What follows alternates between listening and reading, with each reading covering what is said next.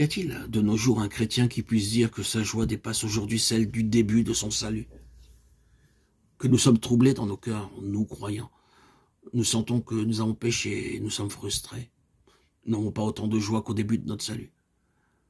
Quand d'abord nous avons été sauvés, nous sommes sentis comme voguant sur les nuages et bondissant sur les sommets des montagnes, comme nous étions hardis à témoigner, même dans la rue. Nous pouvions lire 50 ou 60 chapitres de la Bible par jour et le considérer encore insuffisant. Mais actuellement, notre sentiment est entièrement différent. Tout est fait sans enthousiasme et par contrainte.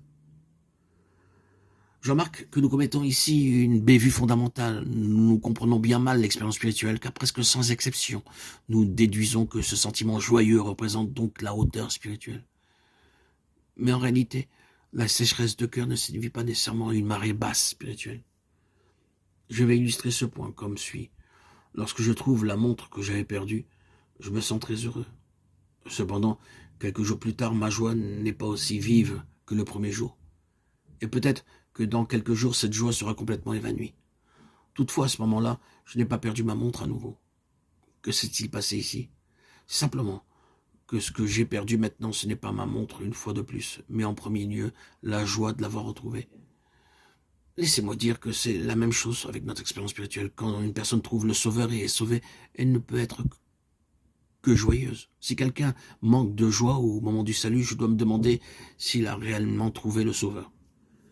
Plus tard, quand la personne perd le sentiment de joie, elle peut penser qu'elle a aussi perdu la chose dans laquelle elle s'était réjouie auparavant. Voici ce que nous avons tous besoin de reconnaître. Bien que la sensation joyeuse du croyant ait été perdue, l'objet de cette joie n'a pas été perdu.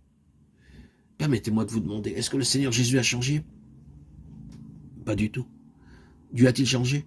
Non, il n'a pas changé. Dieu a-t-il repris la vie éternelle qu'il vous a autrefois donnée? Non, bien sûr, car que vous vous sentiez enthousiasmé ou que vous vous sentiez sec, vous avez toujours la même vie éternelle. Quelque enthousiasmé ou manquant d'inspiration que vous sentiez, votre situation reste la même, parce que la chose que vous avez reçue de Dieu n'est jamais perdue. Par conséquent, je peux dire qu'il n'y a vraiment pas de situation de haut et de bas dans l'expérience de la vie d'un chrétien. Ceci, bien entendu, ne peut être appliqué à ces chrétiens qui ont réellement péché et ont déserté. Ils sont l'exception. Ce qui est ici mentionné est applicable seulement aux chrétiens d'une manière générale. Dieu ne change jamais. Ni l'œuvre du Seigneur Jésus ne connaît le moindre changement. Ni le Saint-Esprit ne change jamais. La vie éternelle que vous avez reçue est toujours là. Ce qui par la suite change ou est perdu, c'est le sentiment de joie que vous avez éprouvé au moment du salut. Par exemple, un enfant dans son ignorance pense, par un jour de pluie, que le soleil a disparu. Il demande alors à son père « Où le soleil est-il allé ?» Il monte l'escalier pour avoir une vue plus haute du soleil, mais il ne peut le trouver. Il peut même monter sur une tour de guet proche, mais il ne pourra pas encore trouver le soleil. En réalité, nous, les adultes, nous savons que le soleil n'a pas changé. Il a été caché simplement de la vue par de nombreux nuages, de sombres nuages. Et voilà. Et justement, de la même manière, le soleil du croyant n'a pas changé. Ce qui a changé, c'est seulement son sentiment. Il y a de sombres nuages dans son ciel personnel, de sorte que la lumière de son soleil est marquée.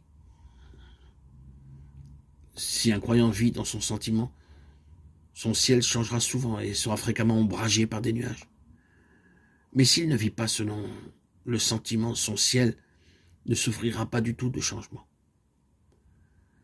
Nous devrions, frères et sœurs bien-aimés en Christ, chers auditeurs, auditrices, vivre au-dessus des sombres nuages du sentiment,